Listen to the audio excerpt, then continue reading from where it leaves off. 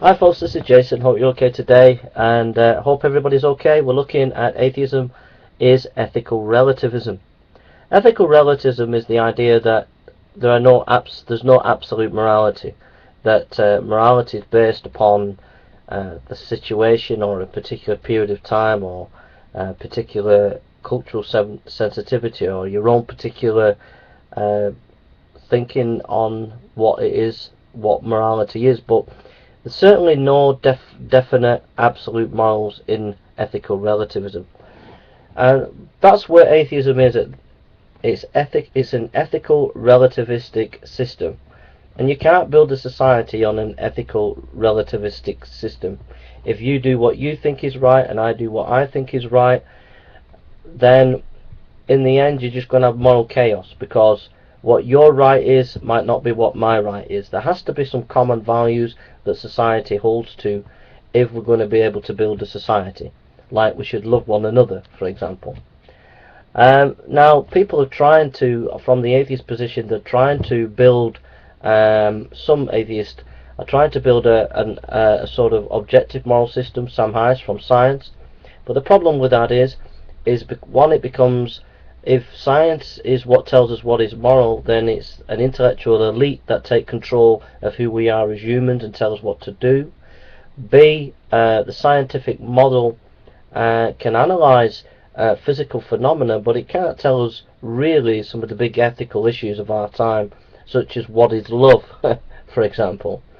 So the scientific method is not really the best way to help us to understand moral absolutes, or to define what morality is. So you're only left with, as an atheist, a relative moral system, and the problems with that is 300 years ago slavery was practiced and many thought it was right. Now many people said that that slavery is not right, it's wrong.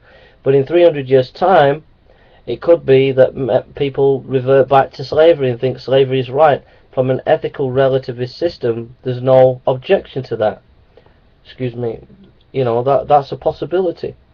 So we can't build a society really based on moral relativism. Excuse me, ethical relativism. So if you really want to see society go forward, to be built up, to have a future, you need to come to Christianity, because Christianity has objective values that can help your family and help society. Now, the atheist might retort and say, well, show us that there are absolutes. Well, this writer has said this: I was once challenged to prove that there are moral absolutes. I took up the challenge with the following argument. I asked the gentleman whether or not there were logical absolutes. For example, I asked if it was a logical absolute that something could exist and also not exist at the same time. He said no, that it was not possible. Another example is that something cannot bring itself into existence. To this he agreed that there were indeed logical absolutes. I then asked him to explain how logical absolutes can exist if there is no God.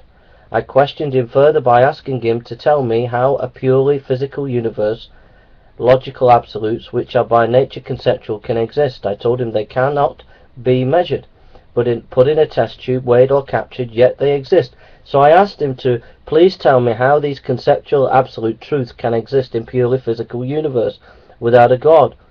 He could not answer me. I then went on to say that these conceptual absolutes logically must exist in the mind of an absolute God, because they cannot merely reside in the properties of matter in a purely naturalistic universe.